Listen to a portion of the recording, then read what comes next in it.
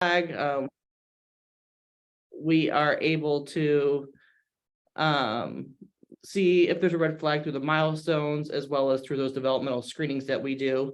When we go into the homes, when we do the home visits, we do developmental screening. So we do the ASQ3 and the ASQ-SE.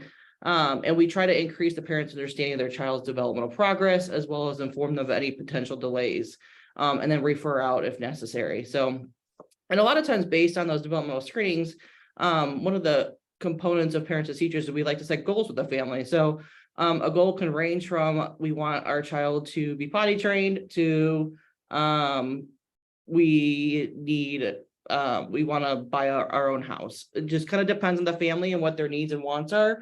But we try and break down those goals so they're super specific. So if a mom's like, I really want this child to be potty trained by August, we'll be like, all right, is he pulling up his pants yet? Is he interested in the potty? So we try and break it down so they have attainable goals.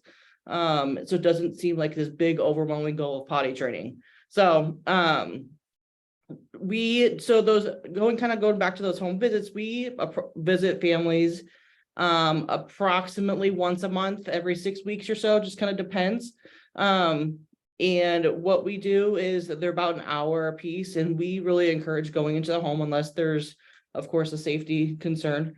But we go into the home and we really get a lot of information just being in the home with the family in their routine. So we'll see them we see them in the school year. Sometimes we'll do a July visit, but it's mainly school year for parents as teachers. So another component of our services is the resource network. So again, it kind of goes back to we set those goals with families, and we hook parents up with resources to kind of help support them in their role as a parent, any basic needs that need to be met, stuff like that. So, and the fourth component is group connection. So we are actually in the midst of group connections this week, and we really try and connect families with other families within the area.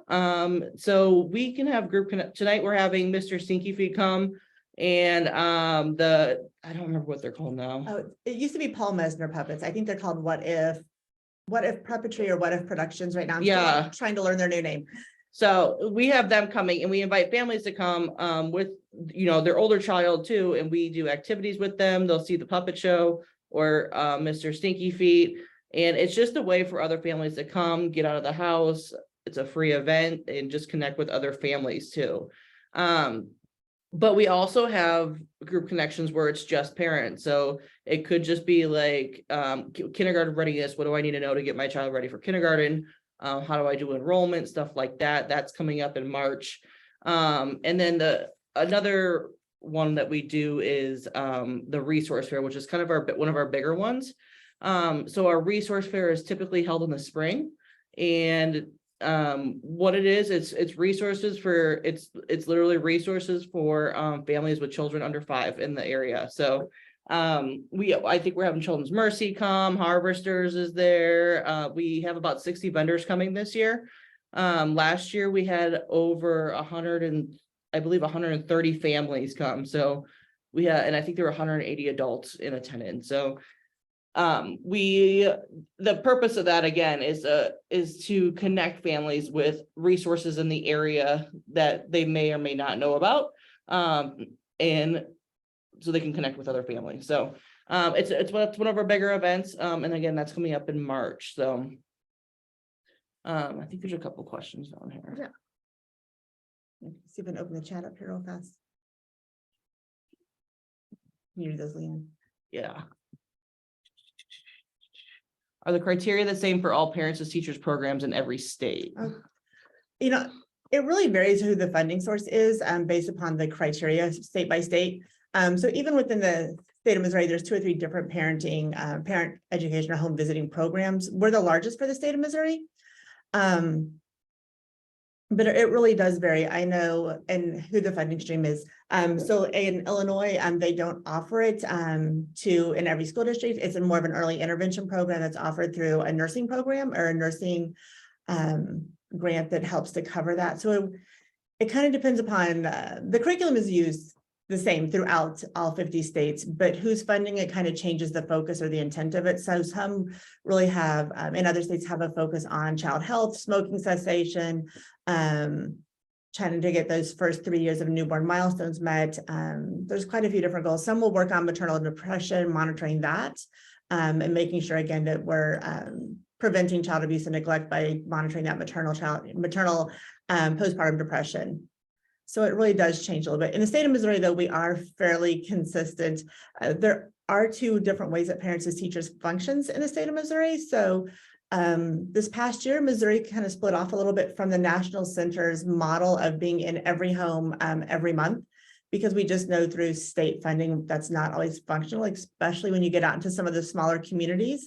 We're blessed that we have 12 parent educators in our program, 7 of which work full-time serving our families, but in many of the smaller school districts, the parent educator is also the school secretary or the first grade teacher. They're definitely doing dual roles. In some places, they're covering multiple counties, just because they're really small communities. And so they weren't able to offer the services the same way in the same scope with the same funding that we do. Our school district kicks in funding, which really helps out, but some small districts are really dependent strictly on the funding that comes from DESE and reimburses for those visits. So there are a couple different models. Missouri has basically has a set of standards that says you try to meet every family with wherever they're at. So they offer universal access. They have a set of, I think it's 12 essential requirements that all programs have to meet. The National Center actually has 21 essential requirements that we are required to meet. So in North Kansas City, we've chosen to go with the National Center model. So it's a little bit higher standard. And we're providing more services to families. But again, we have the funding and the ability to do that. And then we've actually gone a bit farther here in North Kansas City to become nationally accredited as a Blue Ribbon affiliate. So we're one of 8 in the state of Missouri out of 508 school districts that are nationally accredited as a Blue Ribbon program. And so really what that means is that our families just get, I would say, more intense services from us. They get to see us more frequently. We're doing more assessments of families. So we're not only screening children, but we're screening parents annually for maternal depression, postpartum depression. We're looking at parenting skills, doing parenting assessments with families, looking at kindergarten readiness. And so just a lot more monitoring is going on. Let's see, are all PAT activities home visits? No, not all activities are the home visits. Like we talked about the group, there's a group connection component of it. There's the screening component of it, and then we do activities at the home visits. So, and I would say these days, COVID definitely taught us a lot. Prior to COVID, we only did visits in the home. During COVID, we learned that we could do visits just about anywhere. So it used to always be, walk in, sit in someone's living room for an hour, and then we would leave. We now do visits. We meet at parks. We meet at public libraries. We meet in driveways, wherever the family feels safe and most comfortable. We still do virtual visits as well. So if we have a sick child or they have a sick child, we can still keep that appointment. Whereas before, illness would prevent that and it would take 2 to 3 weeks to reschedule. We can maintain that visit frequency due to the power of virtual visits. During COVID, that first year, we did over 3,000 virtual home visits. So I thought that was a pretty impressive number, considering we had no idea what a virtual visit was on day one. And so we quickly figured it out and learned how to engage with young children through a screen, which is a talent on its own. And we have amazing parent educators that are able to do that. Are all parents as teachers trained in the same way? Yes, so they all go through a certification process. There's 2 certificates they receive. The first is a birth to 3 certificate. It takes about 50 hours of training for that. And then they do an additional week of training for 3 to K that teaches the curriculum, how it's used, how to implement it, so that there is consistency in all parents as teachers programs and how that information is delivered. And is it implemented the same way across school districts? That's where it varies a little bit. So again, we have, with that additional funding, we have the luxury of being in the homes more frequently. Some school districts can only visit a home 2 to 3 times a year. So they're giving the same information. We just are able to spend more time kind of focusing on each topic and really making it a little bit more relevant to each family. What are the caseloads for each educator? Oh, that's a great question. I have to stop and think about that one. I would say for our full-time parent educators, they have somewhere between 40 and 50 families that they work with, and they see every, most of those they will see every 3 weeks. A few of them will be every 6 weeks, and then occasionally we are in a home every other week. So it really depends upon the families that you work with as to how many you have, but kind of that range of 40 to 50. And then if at all, those parents and teachers connect with other home visiting programs. We do try and connect with other home visiting programs. A couple that come to mind would be like Head Start Home Base. We try and connect them with those services, Easter Seals Midwest services, First Steps. First Step services. So a lot of it's I don't want to say word of mouth, but like if the kids are receiving services, that's kind of how we connect with them. But yeah, if there's other home visiting services there are other home visiting services in the area, we are more than happy to connect with them and see how we can serve the family best together. So there's not duplication of information and making sure we're all on the same page. So I know we have a couple of families right now that are involved with both us as parents and teachers, and then working with Easter Seals as well. So Easter Seals is focusing a little bit more with the families on the trauma side of things. When we're trying to balance that out and give more of the child development information. I think the benefit of it, so we have, release of information, so we can definitely collaborate and work together, but it allows us to make sure that there's somebody in that home almost on a weekly basis providing extra support, and we're making sure that we're giving that consistent message to the family, and then working behind the scenes a little bit as well to just make sure they have all the supports they need. and then how often do you meet the families, and how would you get someone to connect you if they're age birth to 3 before they find you an early ed program? A lot of times, so we again, it's a lot of recruitment. So we go back to we'll send flyers to the hospitals and the birthing centers so that they can share our information. We also will go to like different elementary schools to try and work with the social workers to see if there's younger children in the home.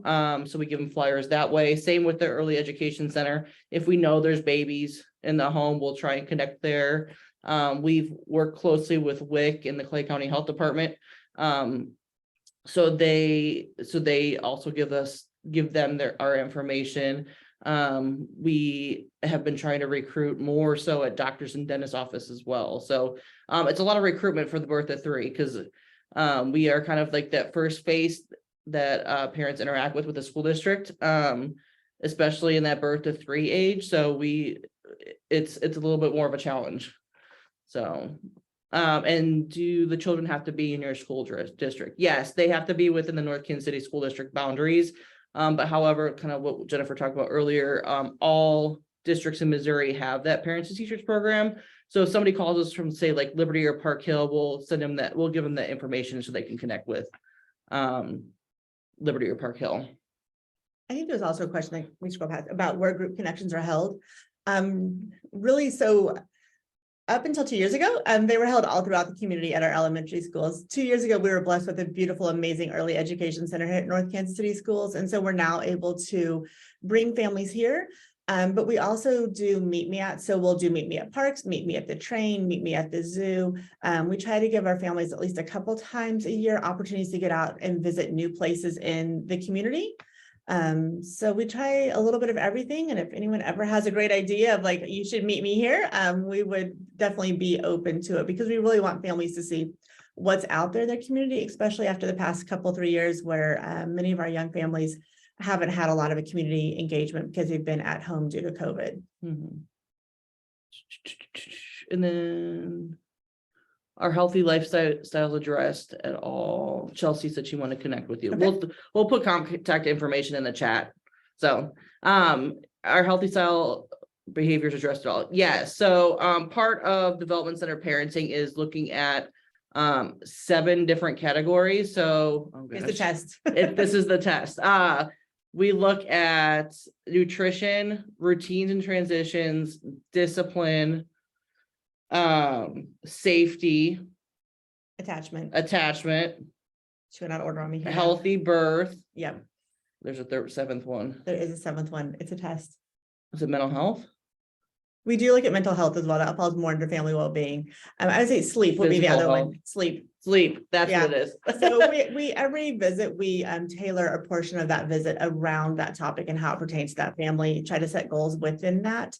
I would say sleep is one of the big ones that we work on. We try to do every year a good focus or a visit or two on nutrition, healthy snacks, engaging children in cooking. We talk about screen time, I mean, how that plays into attachment. So we say attachment, some of these, they can be really broad topics, but I think screen time and just family togetherness, getting out and doing physical activities, all fits underneath that attachment piece and getting families connected and bonding together. And so yes, we definitely play a piece that in there every time as well. Mhm. So other questions we can, and you guys have great questions this morning. I agree. So the last piece I'll say too is I think one of the really neat things is the past couple of years, DESE dove in and started a research project across the state of Missouri. They partnered with 28 school districts and they followed children from kindergarten to third grade. And they compared two groups. They had a group of children that had never participated in Parents as Teachers, and then a group of children that had 3 or more visits annually through Parents as Teachers. And there's findings were really pretty interesting. They found that statistically that there were significantly higher rates of school attendance in children that had participated in Parents as Teachers, that their proficiency in third grade English language arts MAP scores were up by, I think they were 6% higher.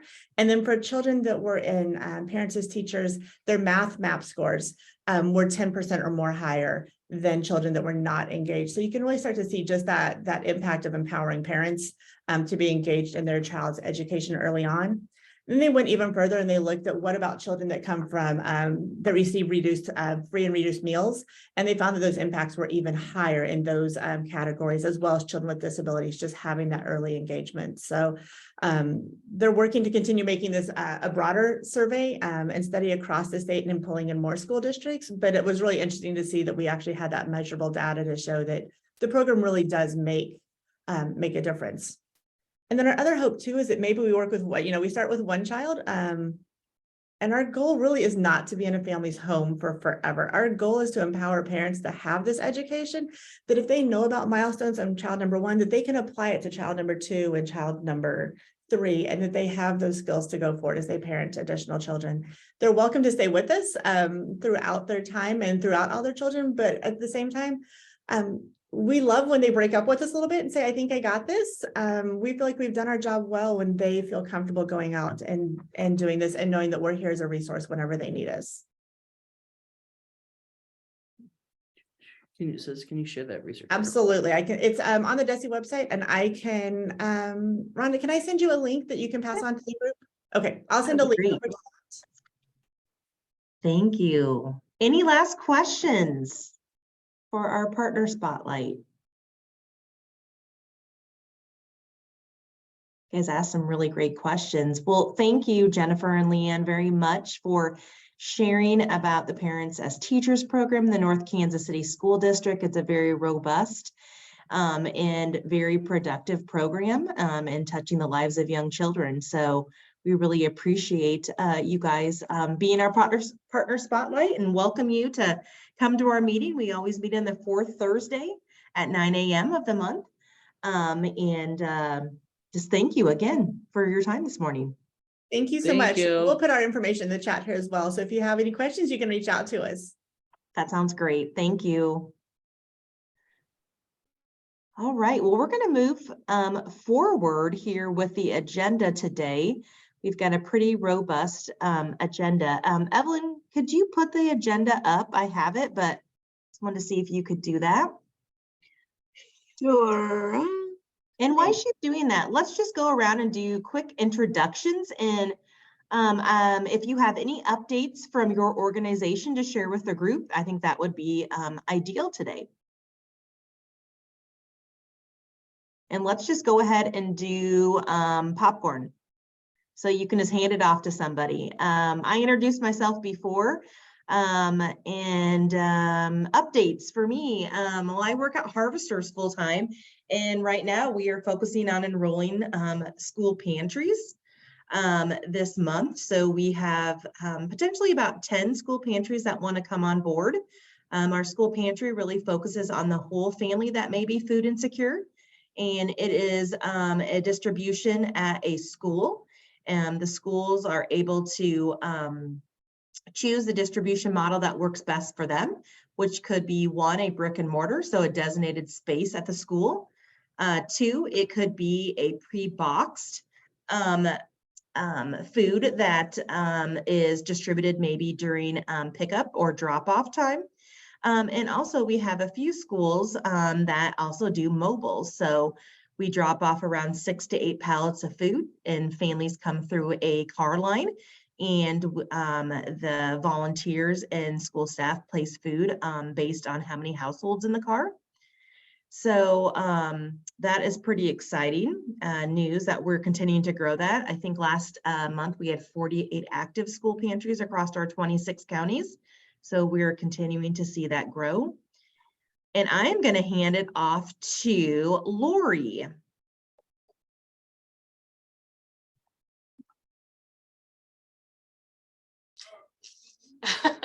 Sorry, guys, I'm trying to get through all my stuff.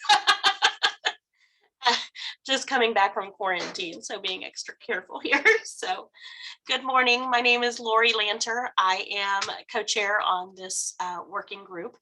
I am with the Unified Government Public Health Department and Child Care Licensing.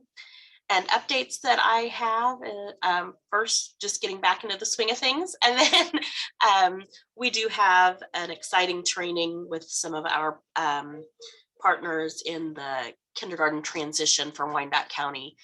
They are offering a training this evening on some kits that they are providing across the county to families that have 4-year-olds, preparing them for that transition to kindergarten. So that's kind of my update. And I am going to popcorn to Natalie Updike. Hi, everyone. I'm a research associate here at Children's Mercy, and I am on the Kansas City Healthy Lifestyles Collaborative team. And I will transfer to Katie over here. Hi, I'm Katie. So I work with Natalie. I'm a research assistant and I work on the Kansas City Healthy Lifestyle Collaborative team as well. And I help to support some of our sector groups of the Kansas City Responsibility Plan. I will And I'm just going to jump in and take this one. I'm Shelley Summer. I manage the Kansas City Healthy Lifestyles Collaborative. That is really our update. So weighing in, I hope you're all familiar with the name Weighing In. Weighing In has been a program at Children's Mercy for over 15 years. We are going through a rebranding process. Some of you may remember being involved with that. So you've given us feedback on our name, on the logo. In 2023, we are officially launching or renaming the Weighing In program to the Kansas City Healthy Lifestyles Collaborative. So you'll see more information coming out on that. You'll see a little bit different look and feel, same great content, but new look and feel. So Katie and Natalie and I are all part of the Kansas City Healthy Lifestyles Collaborative. We are finally fully staffed for the first time in 5 years. I can't tell you how excited I am about that. And Natalie is going to be transitioning into the sector support for the early childhood working group.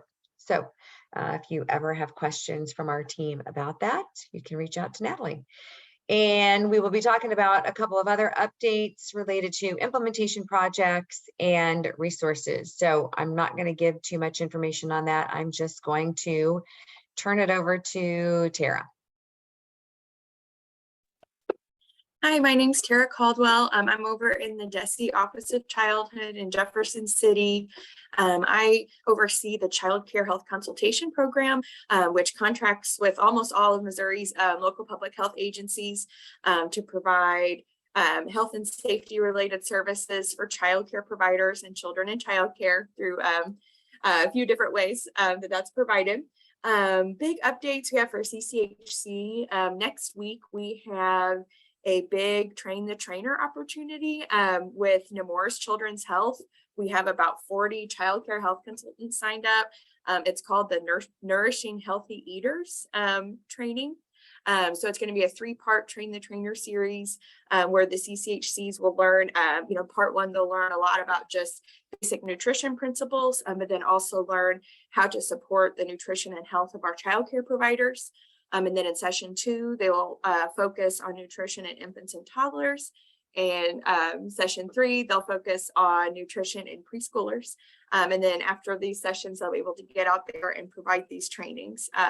So it's kind of a nice little bookend to our Nemours physical activity learning sessions that several of the CCHCs also completed in 2022. So I am really excited. I'm excited just to learn while I'm there as a fly on the wall, but I'm really excited for them to complete this and get out there and provide these trainings. I will pass it on to Lisa Lauer. Thanks, Tara. Hey, hi everyone. I am Lisa Lauer. I am a senior nutritionist with Missouri Department of Health and Senior Services, and I am the ECE lead for the state physical activity and nutrition grant, which means I oversee the physical activity and learning session piece that Tara was mentioned, or PALS as we call it, and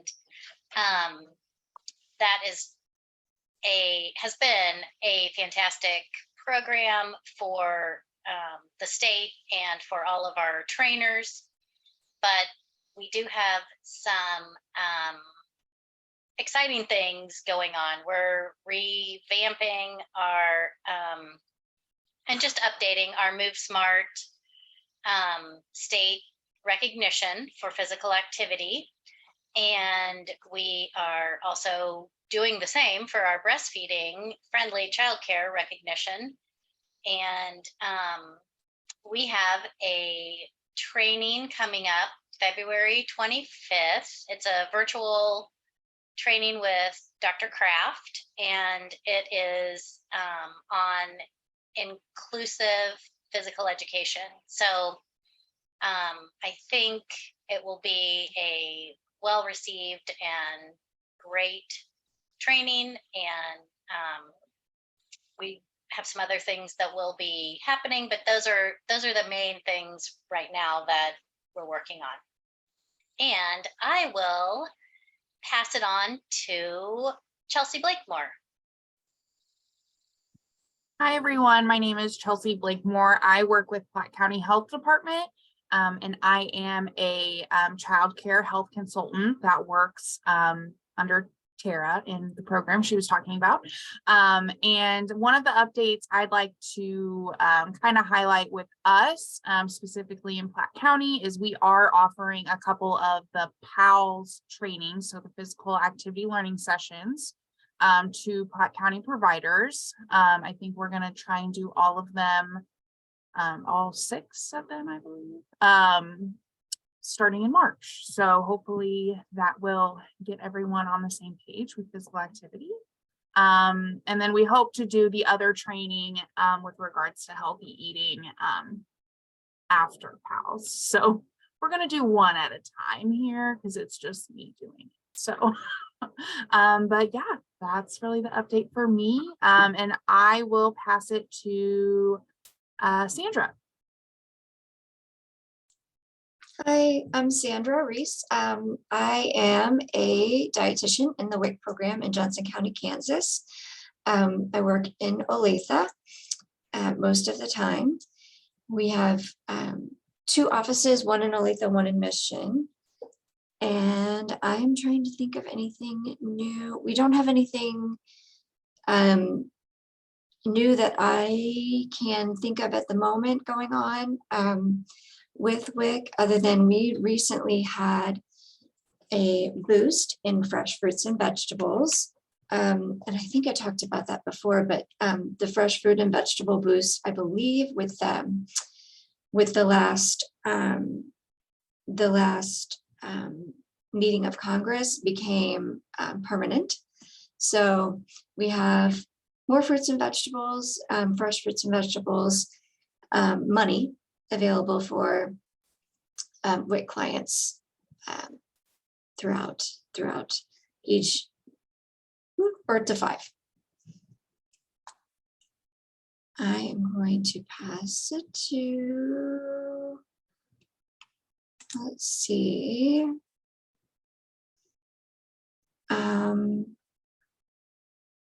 Megan McClure. Yeah, hi, I'm Megan. I'm the health coordinator for the YMCA Head Start. Probably our biggest need right now is just early ed teachers. So, you know, anybody who wants to be a teacher, pass them our way. Once we get full on staff on teachers, we can start providing care to more kids again. And I'll pass it to Chris. Good morning. I'm Chris Nicholson. I'm the Early Care and Education Initiatives Program Manager in the state of Kansas. With this group, my focus is on early childhood wellness. Like Lisa had mentioned, PALS, Missouri has been doing PALS for a couple of years. We have just now started down that road. So we had Nemours trained, I think about 25 trainers last week, and they'll be rolling out to do some learning collaboratives to focus on that work. So I think that probably hits the highlights for Kansas. And I want to say that maybe Felicia is the last person on the list, but I could definitely be wrong. Good morning. I am Felicia Williams. I work for Project Eagle at Kansas City in Kansas. I am an infant toddler mentor teacher. A lot of my responsibility as a mentor teacher is to provide professional development to teachers, and we're really focusing on those healthy initiatives. We are really trying to meet full fidelity, the Head Start, I Am Moving, I Am Learning. We're celebrating our 10 years with the Kansas City Community Gardens, and that includes us revamping our schoolyard garden from 6 beds to doubling it to 12 beds. So we're under a huge reconstruction in our outdoor spaces, something that birthed from the COVID epidemic.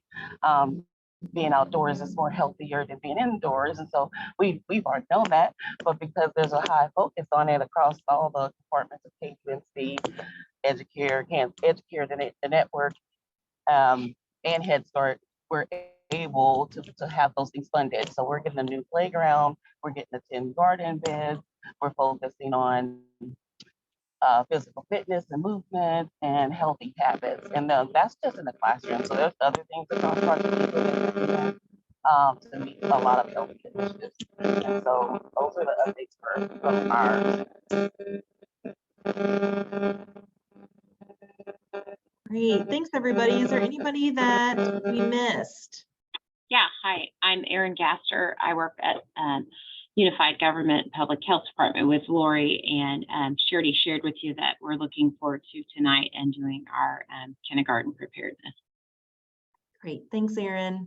Thanks everybody for your updates, appreciate that. Gives us a chance to see what is going on in the community. And we now are going to move in to talk a little bit about the implementation projects. So I'm just going to give you guys just a high overview. If you remember from our last meeting, and I'm just going off of notes and off my cuff. So Shelly, feel free to jump in. Lori, feel free to jump in since I wasn't at the meeting. But we did talk a little bit about our implementation projects. So there is funding through Children's Mercy to be able to apply for an implementation project by each sector group. And we have done some brainstorming and as a group, we wanted an opportunity today to talk a little bit about what would be an ideal implementation project. The funding is up to $10,000. You can have several project applications to be submitted by the deadline. And today we wanted an opportunity to be able to talk to you about an implementation project that was brought to our attention last month when we had Start at Zero do a presentation. So today, my hopes is that we can get some feedback from you all as a group to discuss the application and how the application can move our physical activity plan in early childhood, our strategies and tactics forward. So we wanted an opportunity to talk a little bit about that. Shelley, did you want to add anything? No, nothing specifically. We can review that application first, and then we can answer anyone's questions as they have them. That sounds great. Would we be able to pull that up real quick, Evelyn? Or Natalie? I don't know. Is that in the in our folder? And as you're bringing that up, I will just kind of do a quick snapshot. So Start at Zero is a home visiting program, and they had requested that perhaps an implementation project would be to enhance and further fund their parent cafes. So a parent cafe is an opportunity for parents to come together and be able to, share resources together. And let me just talk a little bit about what they propose. So it's around parent cafe and group connections. And one of the focuses for them this fiscal year for them is highlighting the value of nature-based play and physical activity. And so they give a little bit of information about, it's a parent conversation series facilitated by trained hosts with the goal of creating an enduring network of support to rise above social determinants in order to best achieve health in all its forms. We had an opportunity to review this as a large group in the physical activity plan. And I'm just going to highlight a few things. This is a current program that is existing. They have one parent cafe program per month. 100% of the children that would be participating in this programming all live in the city of Kansas City, Missouri. They also have at least 75% of parents that demonstrated increased use of physical activity with supportive resources around well-being. And one of the things that we talked about as a group was that we needed a little bit more information from Start at Zero, in particular about how this program is currently funded, how it will be sustained past the request if it was approved, talk a little bit more about how it would advance our strategies and tactics. We also asked for a little bit more information in regards to how they were going to measure this growth in the parent cafe when they talk about nature play learning. And so the first review was not approved because we did need some more information. But I think it's really important that before it moves any further, that we get updates from you as the group.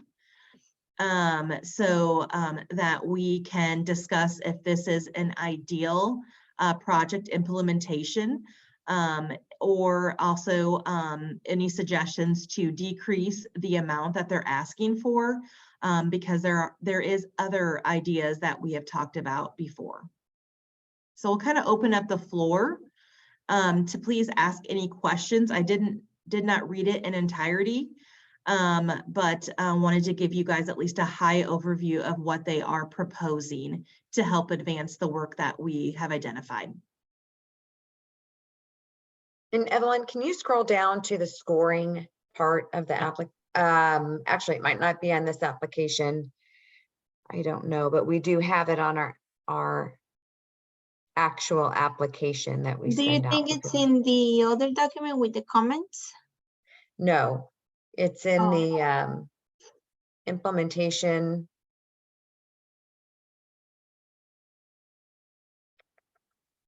Natalie, can you bring it up? And now, 1 second. So this is the Start at Zero application.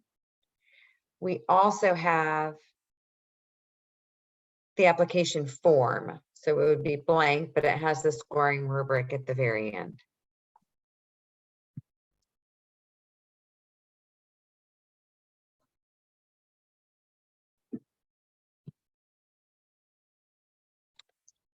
So scroll up to the top for just a little bit. I want to explain the application to the group. So this is really a short, the intent is that these applications are short and not overly cumbersome. We are the core work group is the group that reviews all of the applications. The core work group, if you're not already aware, is made up of leads from each of the sectors, as well as organizational or research partners who have expertise in this area. So we're really just asking for a short description of the proposed project and who the lead organization would be, which strategies and tactics the project aligns with. And the Start at Zero project aligns with strategy 7 from the early childhood sector and tactics 1 and 3. So it's really around family engagement. And then we're looking to see, does the project have a multi-level system approach? You can see the levels here that we're sort of evaluating. So there's the individual interpersonal behavior, there's the built environment or a design level, there's organization or advocacy, and then there's the policy level. We're also asking which other sectors might, are involved in the project, if any, and what the next steps after completion of the project would be, really meaning, and Rhonda's already sort of alluded to this, how are you going to continue the work once it's gotten started? So if you scroll down to the scoring rubric, you can see how this would be scored, and you get extra points for multi-level and cross-sectoral work.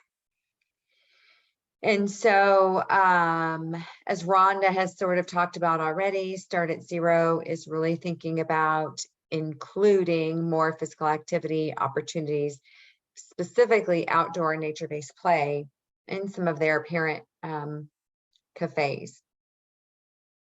One of the reasons, I think there were one of the reasons it was sent back to them when you look at the scoring rubric is it wasn't necessarily a multi-level application.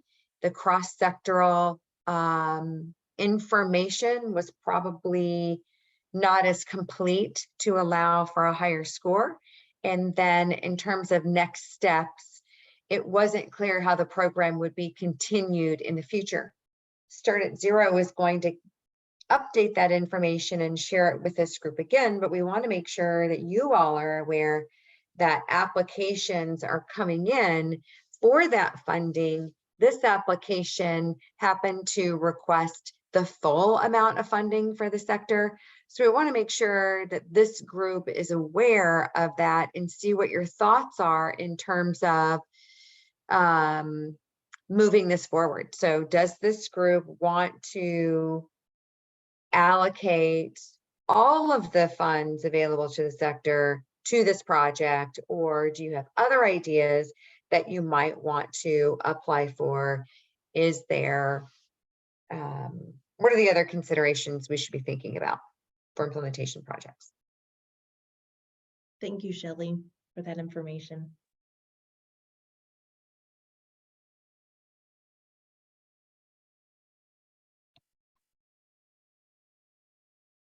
Well, I'll just throw a little information out here, maybe to get some information or to get some conversation started.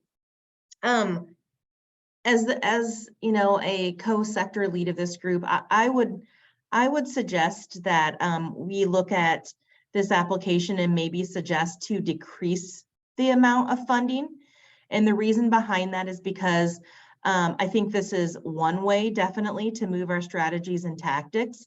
But I know that we've also discussed other project ideas such as data sharing, which we are progressing on that. But we've also talked a little bit about, what are those best practices and identifying those. What monies would we need to be able to move that forward? So just kind of looking to diversify the funds that are available so that perhaps we can work on multiple projects, just not one. What are your thoughts on that?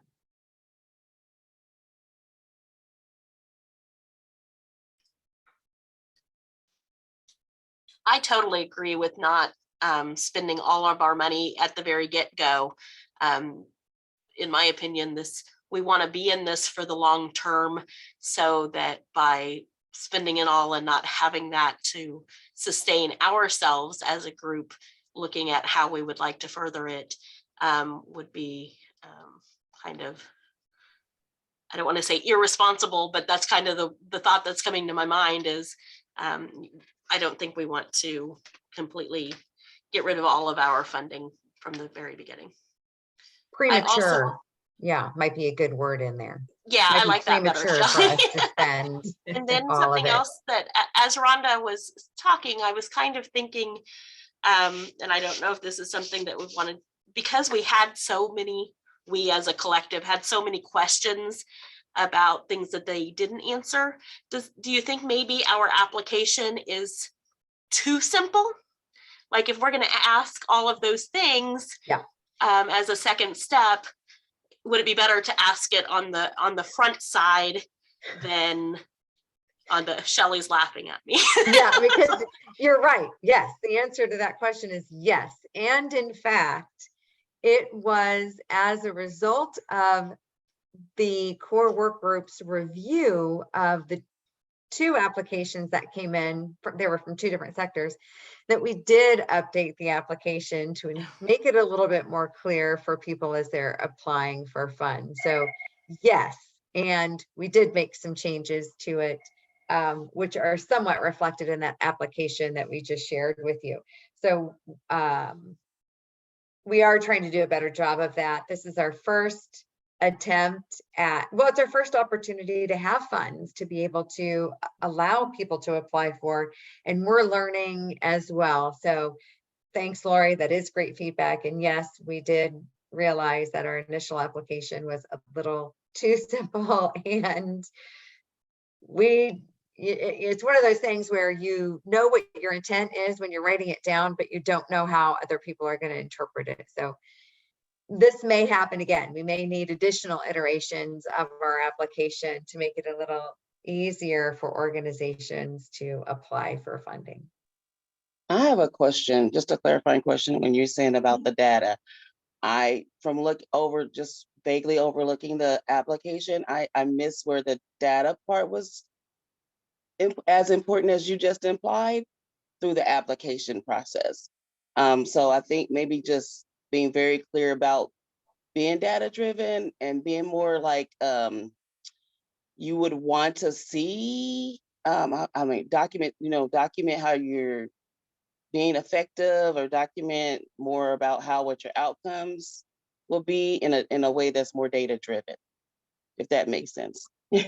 Yes, it does. Because I didn't get that from the application, but when you said it, that it makes a lot of sense. But that's something that I just had an aha moment about, like, oh, when I read it, I didn't think about that you would need to be you need to show your work, and you need to be having like a vision that's in data.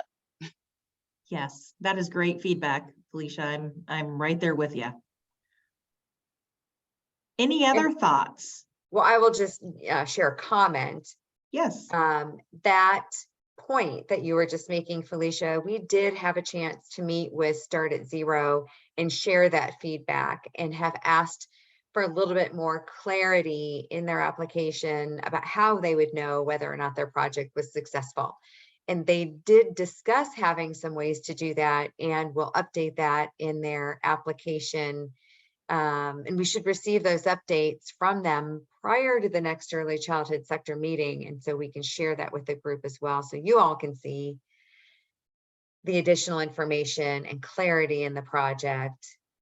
So you'll see that prior to it being taken back to the core work group for rescoring in March.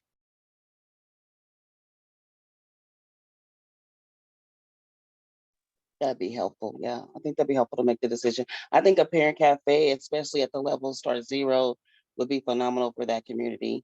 We do Mhm. parent cafes here, and I know it's new for that community, but maybe partnering with people who've already done it to help get them more clarification. So I'd be willing to talk to someone about how we do them here, because we started them here with very little.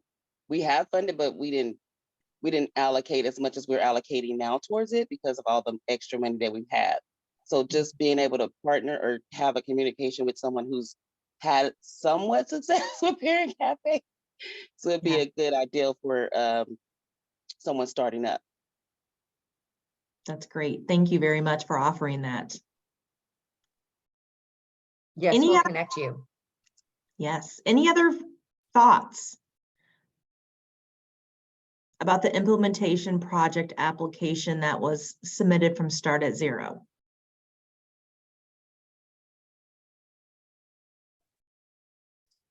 Shelley, would it be appropriate to ask the group what, if they were approved, what the monetary suggestion would be? Sure. Yes, I think your feedback on the group's feedback on that would be great. What are you guys I just- thinking? Well, I'd like to see a breakdown as to what they project each one costs. Mhm. Like to do one, like maybe it's where we are able to fully support one entire kind of sponsor, one entire parent cafe. So I'd like, that's what I'd like to see, is just like a monetary breakdown of how much does each one cost. Yep. Thank you, Lori. Yes, I agree. Would Felicia be willing to share what they have, what their typical cost is since they've done them?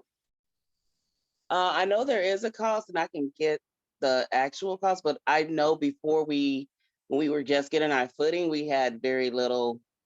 I mean, we purchased a Keurig.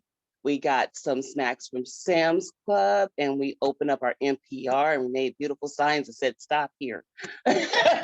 That's where we started. But this is much bigger because they actually are helping a huge community. So they're going to bring multiple people from different places. That's what's exciting about this.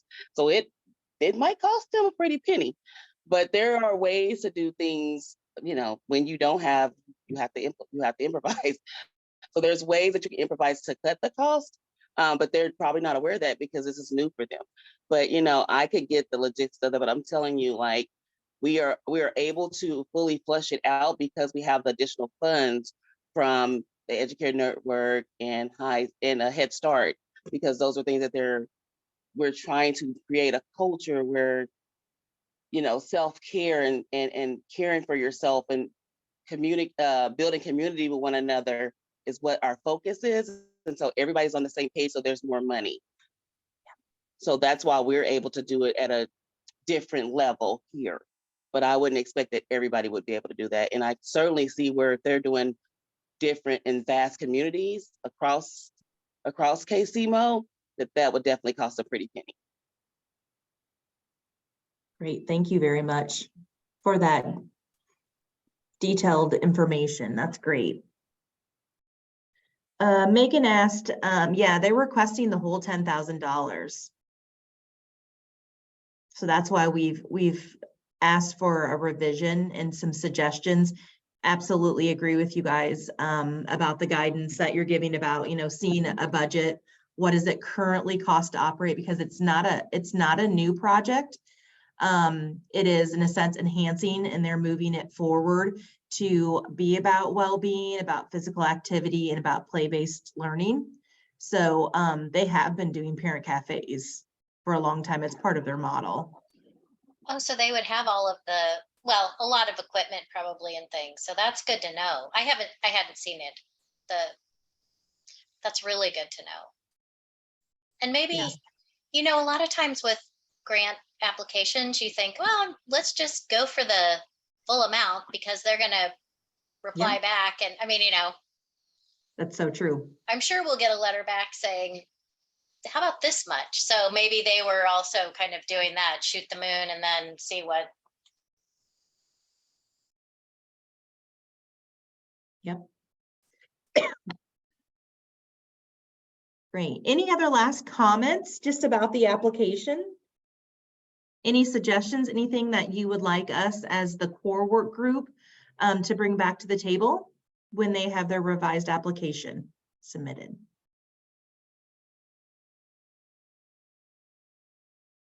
Okay, thank you. I will take all your suggestions back to the table. I really appreciate that. Another implementation project that has been discussed here at the monthly meeting was around being able to have the capacity to get state-driven reports from Missouri and Kansas around Go Knapsack. So we had the opportunity to get together with Lisa and with Chris. We are moving forward with going through the request process to get that information. There is no cost associated with that. So that leads us to the next question that I do have for you all, is that being able to receive the state data will really help to identify our group to be able to see the areas that are strengths, and then also look at the areas of opportunity. And I believe, and I feel pretty confident that that will be able to drive a couple of the other strategies that we have, which is to identify those best practices. There are a lot of great resources that many of us across the board here have used in our projects and our grants, whether that is from the Knapsack, whether that's from Nemours. And I think that will help us to drive what in our community, in our 6-county area, what we consider to be those best practices to adopt. And then secondly, I think it also helps us to drive what professional development opportunities there are in a gap. So being able to at least get a list of best practices or concepts, and then being able to look and see what is regularly available around professional development for early care and education providers, and what opportunities. So who can we then reach out to and say, hey, this seems to be a gap in our professional development. It aligns with our best practices that we have chosen. So I just wanted to give you guys an update where we are with that. We're moving forward to be able to get permission from each one of the states. And then we will have a subcommittee to be able to get together and review that data, so we can bring that back to the larger group here, so that we can make some action plans on how we can move that forward to really inform us in our other tactics and strategies. Anybody else? Lisa, Chris, Shelley, that you want to add? Just talking about the Go Knapsack report. The only thing I'll add is, if you're interested in being on the group to review the report, please let us know. We've already talked about it as an implementation group. I think we called it Tracking Our Impact. Yep. So if you're interested in being involved in that, please either drop it in the chat, send us an email, or let us know in some other way you'd like to help review the report. You might have seen, I dropped a couple links, one link to the Go Knapsack site. And then just to add that there is another C on there. It's nutrition and physical activity self-assessment for childcare. So moving forward, we just need to make sure we add that C to that. So just some editing. Thanks, Chris. Appreciate that. Yeah, please feel free to raise your hand, put your name in the comments, because we definitely know we've got great experts here that would help us to review that data so we can make some informed decisions and really start to get some traction on our strategies. Any questions or comments? Okay. So the next topic that we have on the agenda is resources and implementation groups.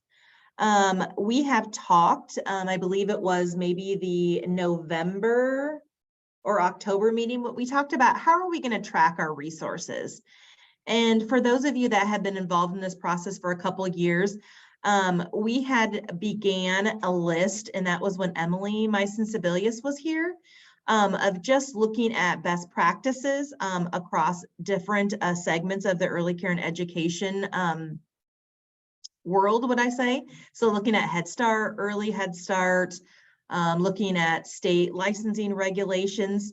So we do have that currently, have not looked at it for a while, but we really wanted an opportunity to talk about how are we going to track those resources? You know, what are we all using so that it can be in one location?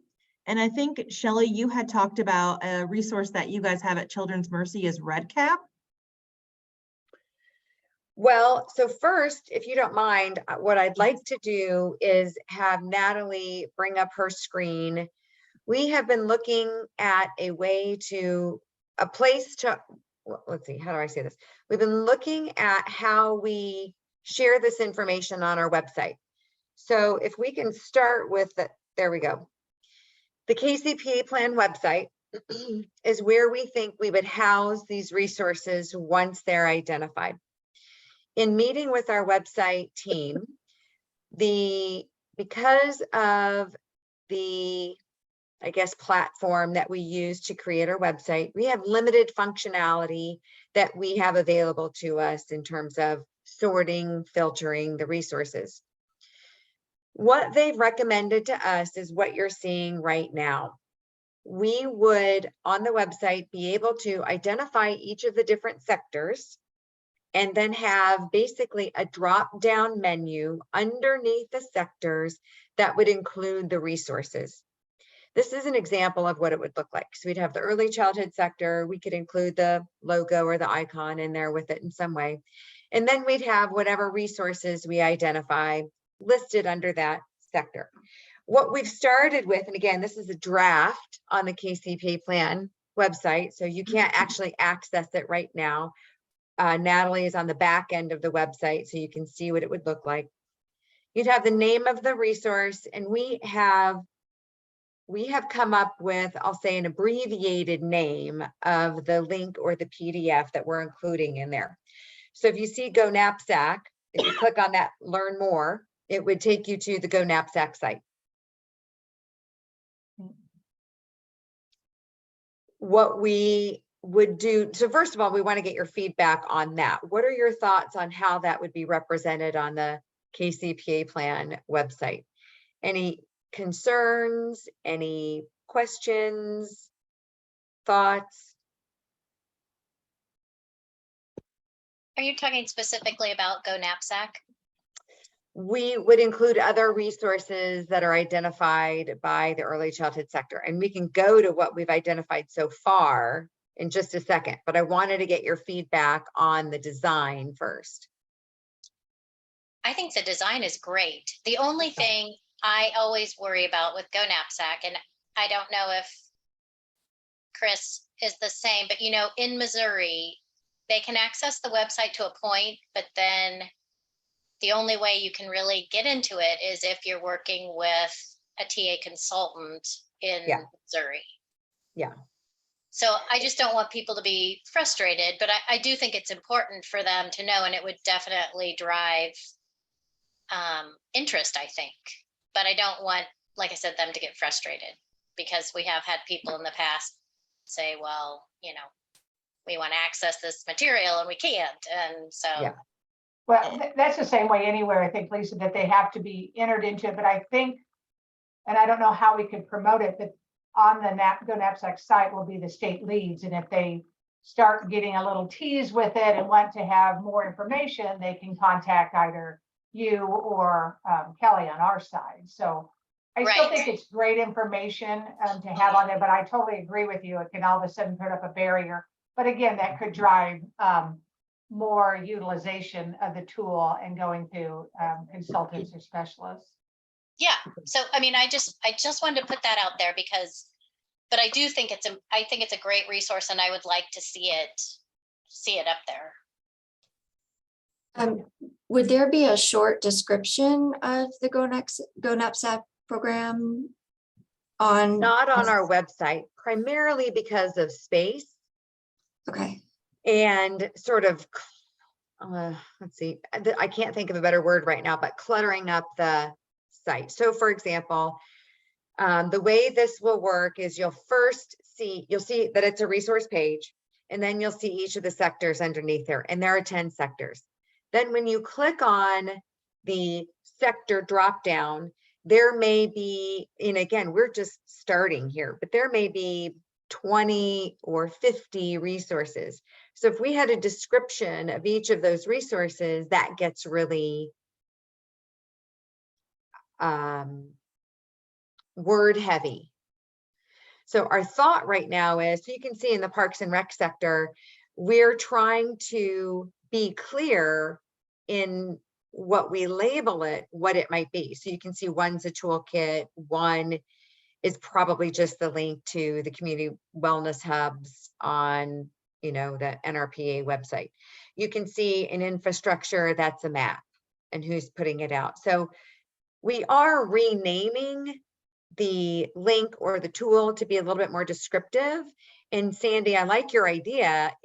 I'm just not sure how we would do that in a clean way on the website, because we don't have the ability to sort or filter the resources. Does that make sense? Yes. Okay. I have a question. So I know that you just started doing the website, but did you say that there's going to be like a drop down menu to select the sector and then see the resources? Okay. Yes.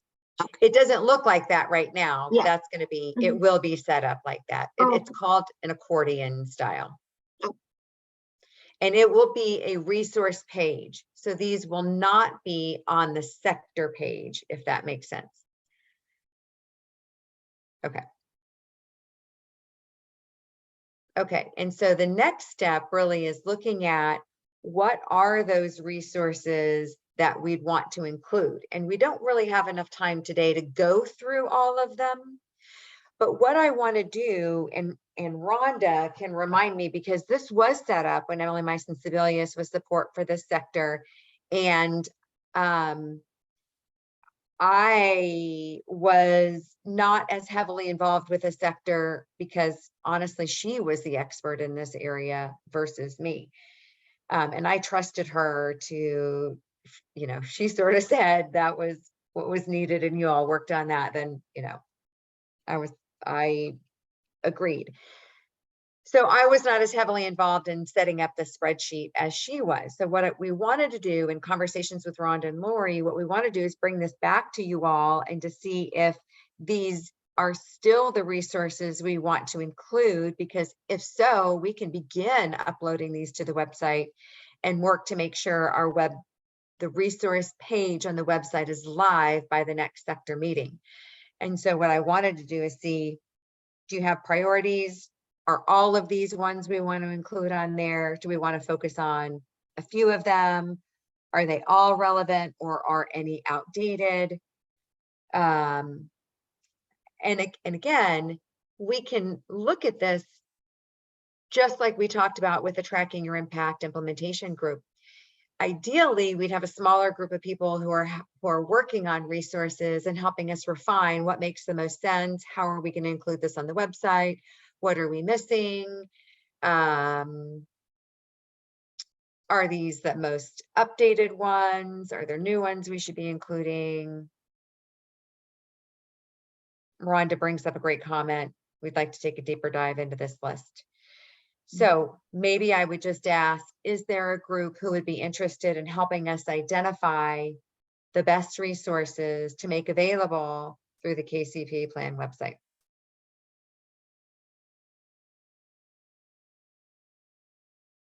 It looks like there's some agreement in that. Yep, and also Shelley, I'm sorry if I cut someone off. Go ahead.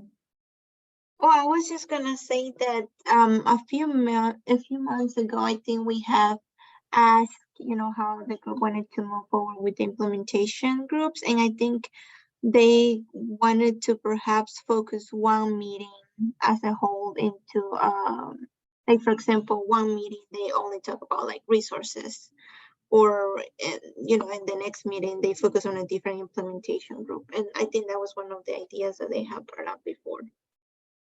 So maybe I don't know, next meeting, they only talk about resources in this list? Thanks for that update, Evelyn. That's certainly an option. Is everybody still on the same page with that? Yep. Okay, so then what I would ask us to do then is, if Shelley, I don't know if we can have access to this. I think it's a Google Sheet. So that everyone between now and the next meeting can take a look at this list. And also add anything that is something that you use, something that's missing. And I was also wondering if we could put, maybe not, but I think that would be helpful. So if we could do some pre-work before the next meeting, and then we will just stay on this topic and talk about it when we have our next meeting in February. Is everybody okay with that? And what we can do to make this easier, in the newsletter that we always send out after the meetings that has the notes, the recording for people who weren't able to attend, we can include some information about this and a link to the Google Doc. So two things will happen then. Number one, it'll come to your inbox and you can just click through it then. But number two, if you decide to delete that newsletter is still going to be on our website. So you can always go back to the website, the KCPA plan website, under the newsletter section and the early childhood icon, you can find the newsletter. If you forget where that link is to the Google Doc, we'll always include it in there. So there'll always be a way to go back to it if you forget it, don't remember, where you put it, or lose it in your email inbox. That would be me. We want to make it as easy as possible on you all to go back and give us that feedback. Yes. And feel free, if you want to add something in to the Google Sheet, they would be able to do that, right? Because it won't be locked. Correct. Okay, excellent. And if you're ever having problems with it, just let us know. We can add it for you. Maybe it's too hard for you to access the Google Doc at work. We know that firsthand because it is challenging for us. You're always welcome to just email the resource to us and we can add it for you if you're having any difficulty with doing it yourself. Excellent.